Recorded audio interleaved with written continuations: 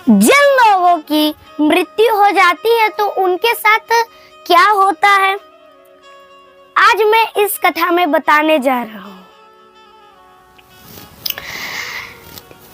जिन लोगों की मृत्यु हो जाती है तो वो हमेशा हमेशा के लिए नींद में चले जाते हैं ना।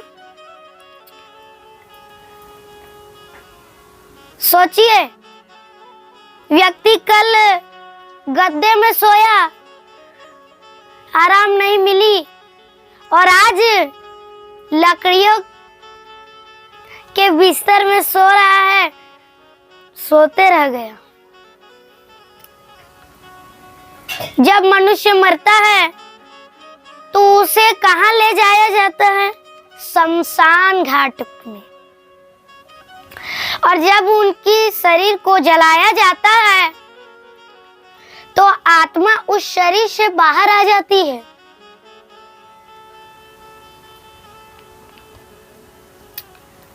तो जब आत्मा शरीर से बाहर आ जाती है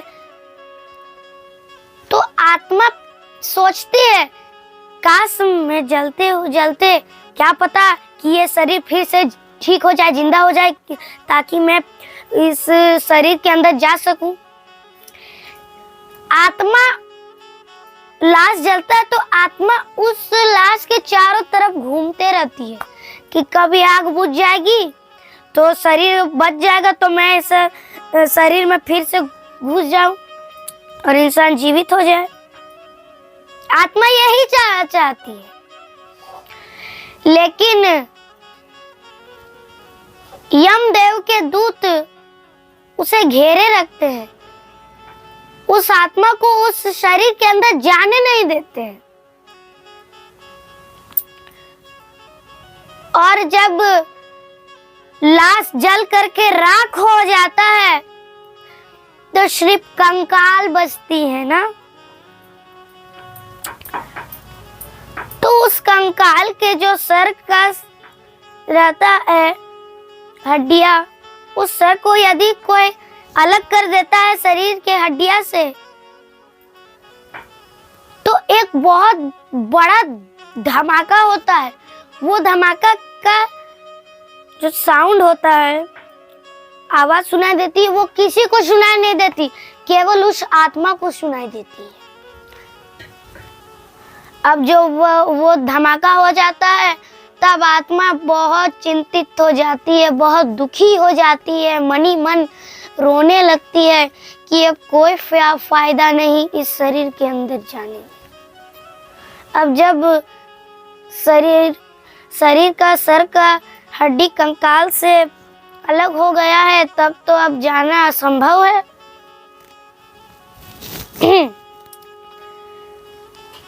तो कंकाल बहुत दुखी हो जाती है, आत्मा बहुत दुखी हो जाती है ना।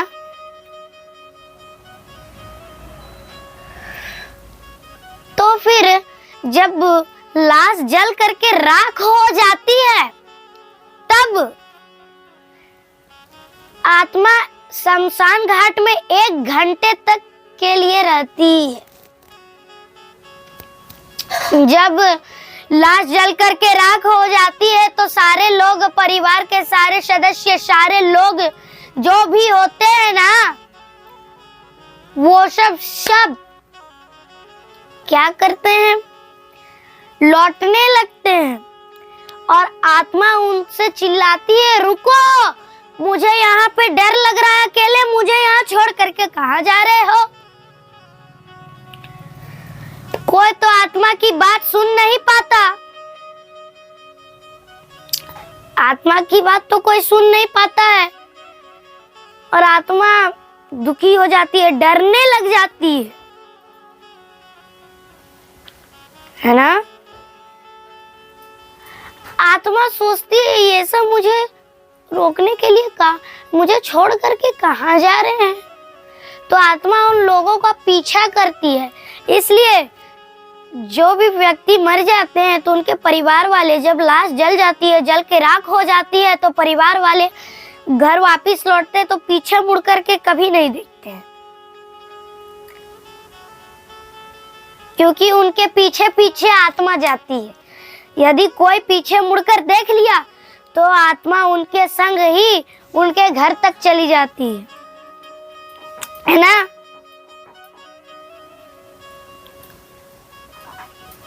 तो जब आत्मा घर तक पहुंच जाती है तो वो घर के भीतर नहीं प्रवेश कर पाती।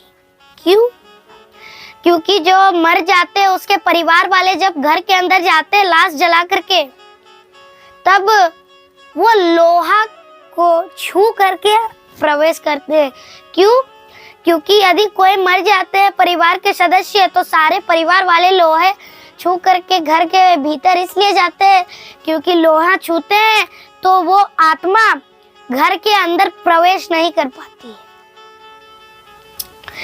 यदि लोहे को नहीं छुए तो आत्मा घर के भीतर प्रवेश करेगी, और यदि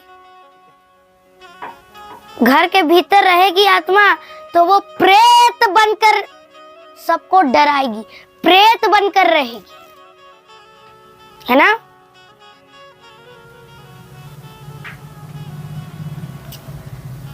इसलिए सारे परिवार के सदस्य लोहे छू करके भीतर जाते हैं। तो फिर जब मनुष्य मर जाता है तो आत्मा उनकी रहती है, तो आत्मा परिवार के लोगों को देखते हैं कि ये सब मेरे मरने के लिए दुखी है कि क्या कर रहे हैं। तो जब आत्मा देखती है कि मर जाते हैं हम, तो दुखी होने के जगह उसके प्रॉपर्टी संपत्ति को बंटवारा के लिए सब चर्चा कर रहे हैं। ये सब आत्मा को देख करके बहुत दुख होता है, बहुत दुखी हो जाती है आत्मा। सोचती है जिन लोगों के लिए मैंने हमेशा इस जीवन में पाप किया, झूठ बोला, चोरी की, छल किया, कपट किया, वही लोग मेरे मरने के बाद दुखी के जगह मेरे प्रॉपर्टी संपत्ति की चर्चा कर रहे हैं कि मैं मर गया तो बंटवारा कर लेते हैं सब मेरी प्रॉपर्टी संपत्ति। ये सब आत्मा को बहुत अच्छी नहीं लगती है। आत्मा फूट फूट कर रोने लगती है।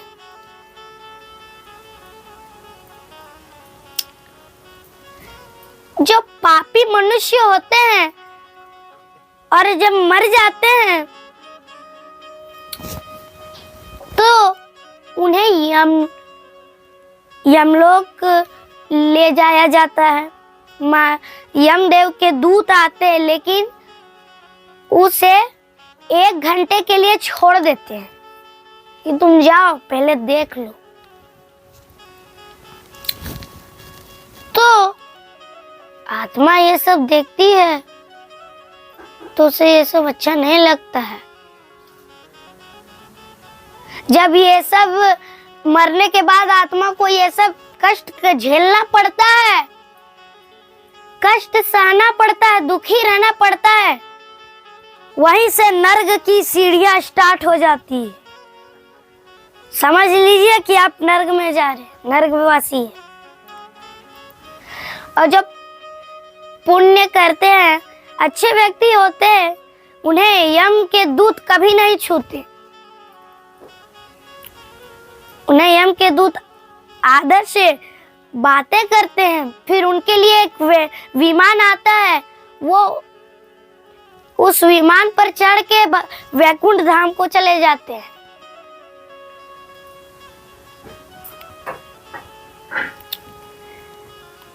आत्मा जब मनुष्य की शरीर जलती है और राख हो जाती है तो आत्मा को बहुत जोर की प्यास लगती है। क्यों? क्योंकि इतने तेज गर्मी में उसकी शरीर जल रही है, तो उसे इतनी गर्मी में थोड़ी प्यास लगेगी ना। जैसे हम लोगों को थोड़ी सी गर्मी लग जाती है, पानी पानी चिल्लाने लगते हैं, इस प्रकार आत्मा को बहुत तेज की प्यास लगती है। लेकिन उन्हें पानी नहीं मिलता। क्यों? क्योंकि वो तो पापी है ना। वो भूखी रहती है, लेकिन उन्हें ना कुछ खाने को मिलता है, ना कि कुछ एक बूंद भी पानी पीने को तक नहीं मिलता है। लेकिन जो पुण्य करने वाले व्यक्ति होते हैं, उनके साथ इस तरह नहीं होता। उनकी जब लाश जलती है, आत्मा प्रकट होती है, शरीर को छोड़ करके बाहर निकलती है, यम के दूत आते हैं, आदर से सत्कार करते हैं, विमान आता है, विमान पर चढ़ के वैकुंठ धाम को चले जाते हैं। इसलिए पुण्य करो, पुण्य करना चाहिए, ना कि पाप करना चाहिए।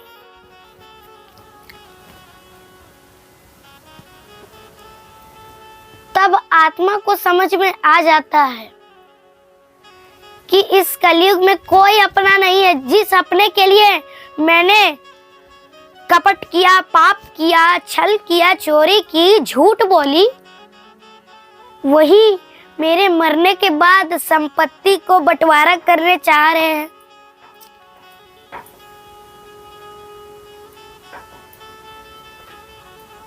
है ना। आत्मा को उस टाइम बहुत दुखी होती है। तो जब आत्मा को ना पानी पीने को मिलता है, ना कुछ खाने को मिलता है, तब आत्मा बहुत कमजोर हो जाती है। वो अपने घर में जाती है तो वो चाहती है, आत्मा चाहती है कि मैं अपने बच्चे को थोड़ा सा सहला पाऊं, मैं अपनी पत्नी को, पति को चुप कराऊं कि मत रो। लेकिन आत्मा जैसे ही अपने पुत्र को छूने जाती है, वो तो छू ही नहीं पाती है, क्योंकि वो आत्मा है। छू भी लेगी, लेकिन उसके पुत्र को ना कुछ भी महसूस ही नहीं होगा। कर्म का दंड है ये। जो व्यक्ति अपने जीवन भर जैसा कर्म करेगा, उसे वैसा ही फल न मिलेगा। इसलिए कर्म दंड है भैया। भगवान का नाम करो, चिंतन करो और सत्संग करते रहो। सत्संग सुना करो, भगवान की कथा सुनते रहो, भगवान का चिंतन करते रहो, भजन करते रहो, नाम जपा करो। इसी से कल्याण है, ना कि पड़ोस में चुगलियां करना। है ना। इसलिए जो पुण्य करने वाले व्यक्ति होते हैं, वो भगवान के परम धाम को चले जाते हैं, और उन्हें जब वो वैकुंठ में चले जाते हैं, तब उन्हें मनुष्य का जन्म कभी नहीं मिलता। है ना। इसलिए पुण्य करना चाहिए, पुण्य करो। है ना। पुण्य किया करो। यदि पाप करोगे, छल करोगे, तो मरने के बाद इसी तरह भटकते रहोगे। जिस तरह आत्मा के साथ होती है, प्यासे मरोगे, भूखे मरोगे, कमजोर हो जाओगे। फिर जब आत्मा रहती है, तो उन्हें फिर से और एक कर्म का दंड मिलता है। जो और भी आत्माएं रहती है, वो उसे घूर घूर कर देखती है और उसे डराने लगती है, परेशान करने लगती है। आत्मा दौड़े दौड़े छुपने के लिए कई जगह ढूंढती है, भागती है, लेकिन शमशान घाट में, इस खुले मैदान में क्या ही छुपने की जगह। कर्मदंड है, सब तो कर्मदंड का ही फल है। यदि अच्छे कर्म करते, भगवान का चिंतन करते, तो क्या ऐसा दिन देखने को मिलता उस आत्मा को। पुण्य करते तो अभी भगवान के परम धाम को चल जाते। नाम जप करते, चिंतन करते, भगवान की कथा सुनते, तो क्या वैकुंठ धाम को नहीं चल जाते। लेकिन ना भैया,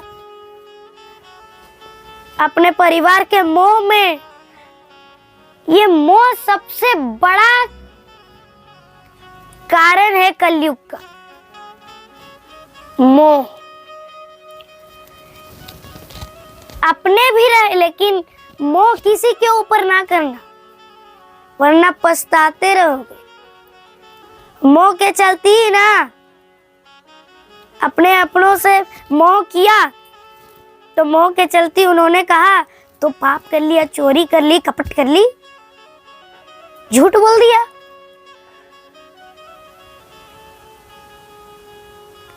तो ही ना, तो ये सब गलत काम की, पाप हुआ ना, तो कर्म का दंड मिला ना। इसलिए पुण्य किया करो, भगवान का सत्संग सुना करो और चिंतन करते रहो, भगवान का नाम जपा करो, वरना नरकवासी बनोगे, पछताते रहोगे, भूखे रहोगे, प्यासे रहोगे।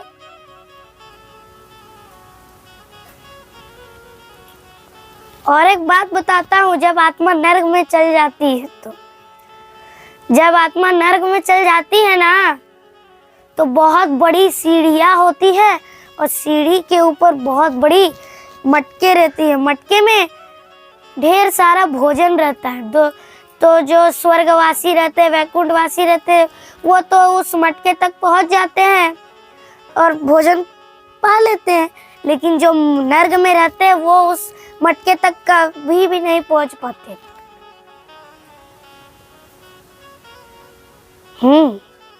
सच्ची घटना है ये नर्कवासियों के लिए। आजकल के लोग निर्दय होते जा रहे हैं ना, मुर्गी मारकर खा जाते हैं, मुर्गा मारकर खा जाते हैं, मछली मारकर खा जाते हैं। हाँ, अरे जरा सा सोचो कि उसे भी तो दर्द देता है ना। यदि आपको कोई उंगली काट दे, इस उंगली को जुड़ा है ना, अलग कर दे उंगली को, तो सोचिए आपको कितना दर्द देता है। और उस बेचारे मुर्गी को, मछली को आप गला काट के, बकरे को गला काट करके, मछली को नोच के, दबोच के, पानी से निकाल करके तड़पा तड़पा के मार देते हो। सोचिए कितना दर्द होता है उसे। मछली कितना तड़पती है, वो सांस नहीं ले पाती है और मर जाती है। मुर्गे को, मुर्गियों को, बकरे को आप काट देते हैं, सोचिए उसको कितनी दर्द होती है, कितना दर्द देता है उसे। और आपको यदि थोड़ी सी चमड़ी छिला गई, इतनी सुन छिला गई, खून भी नहीं निकला, तो कितना दर्द देता है। मलहम लगाना पड़ता है, बहुत दर्द देता है। सोचिए उसे काट कर, तड़पा कर मार देते हैं आप उसे, तो उसे कितना तड़पती है वो, तड़पती है वो, कितना दर्द देता है उसे। यदि आपके साथ भी कोई इस तरह करे, आए पकड़े और काट के मार के खा गए, तो सोचिए आपको कितना दर्द देगा। तो सोचिए आप मुर्गे को, बकरे को, मुर्गियों को मार करके खा जाते हैं, उसे कितना दर्द देता है।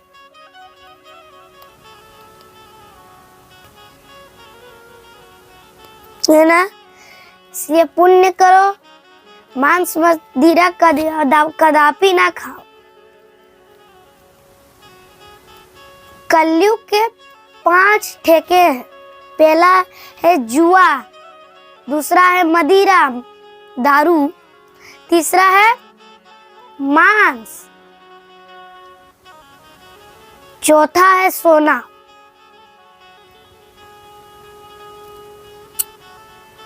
और पांचवा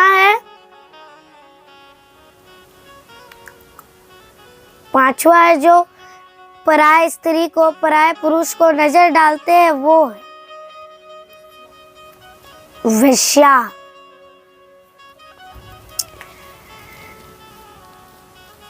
तो लेकिन आप अब सोचेंगे कि सोने में भी कलयुग है क्या? नहीं, यदि आप अपने मेहनत से कमाई की सोने में रहेंगे, उनमें भगवान का वास है। और यदि चोरी करके सोना कमाएंगे, सोना लूट करके रखेंगे, उसमें कलयुग का वास है। इसलिए क्या करो, पुण्य करो, भगवान का चिंतन करो, सत्संग सुना करो, इसी से कल्याण होगा तुम्हारा।